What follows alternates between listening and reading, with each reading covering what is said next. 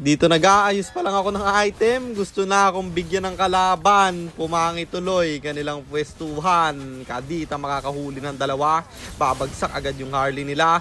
Flicker at Sipa ng Chuy bibitawan. At isa-isang bumabagsak kalaban. Ipet yung Arlot nila. Aylos mamamatay na rin. Ako pa talaga napili yung bigyan, men. Teka, baka kilala mo lang ako at lagi kang nanonood pero hindi ka pala nakapollow sa page. I-follow mo na yan. Isa lang eh.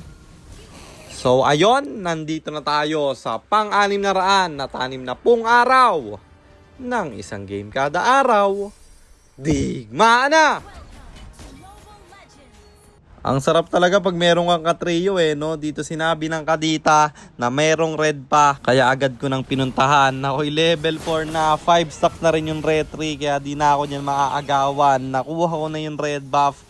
Namatay pa yung Harley. At mukhang bonus kill pa yung Nana. Wala siyang panakas. Double kill agad. At tingnan nyo yung gagawin dito ng kadita. Pinatay na naman yung Harley. Kaya naman yung turtle libre kong makukuha. Then after nun, invade ko pa yung blue nila. Gap na talaga yung Harley nila dito. Isipin mo, 2 na deaths niya. Nakuha ko pa yung red tsaka blue buff. Paano nila gagawin nito? Tapos yung Hylos pa nila, mainit yung ulo. Gigil na gigil, gustong bumawi. Level 6 na ako, level 3 ka pa lang. May respo na naman yung kaditang gagawin. Kaya yung Hylos di na nakawalamin. Tapos tingnan nyo yung Harley. Akala niya siguro hindi siya kita sa mapa na pumasok siya sa damo no? Ipits tuloy silang dalawa bro. Nahuli pati Leslie.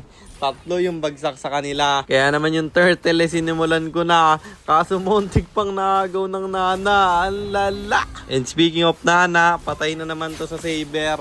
At buti na lang guys, marunong yung Saber dito. Kasi sabi niya sa picking, hindi daw siya nagro-roam. Kasalanan ko din naman kasi nagkamali ako ng role na nilagay. Buti na lang nakipagpalit siya. At kahit na hindi niya comfort yung role, siya pa rin ay nagwawala. Yan rin yung kagandahan guys na may maganda kayong win rate. Kapag pinakita nyo yung win rate sa random, possible na makipagpalit yan sa inyo. Mataas yung percentage. Kasi karamihan rin sa mga solo player, sawang-sawa ng matalo.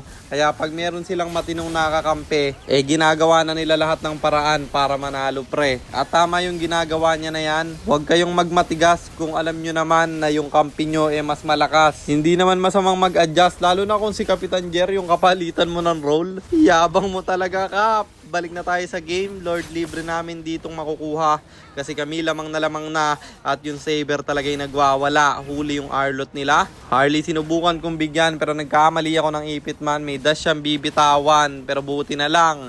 Ang ganda ng huli ng kadita. Huli yung Leslie nila. 3 na lang yung natira. Pwede na namin tong irekta. Diretso sa gitna. Kasi dito yung Lord ay nagmamarcha. Kapag ganyang kulang na sila ng 2, hindi nyo na kailangang kontrolin pa.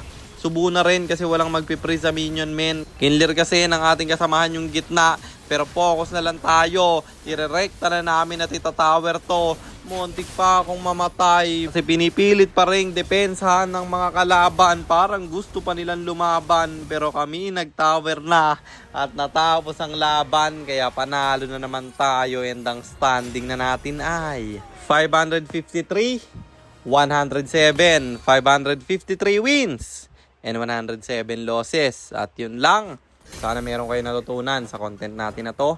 Kung meron man, pakishare lang. Then after nyo i-share, mag-comment rin kayo ng pa-shoutout para ma-shoutout ko kayo sa mga next nating content. At i-comment nyo na rin ang inyong mga katanungan. Kasi baka malay mo sa next nating content, comment mo naman ang mapili ko. At para naman sa mga gustong magpapilot ng ML account, mag-PM lang kayo.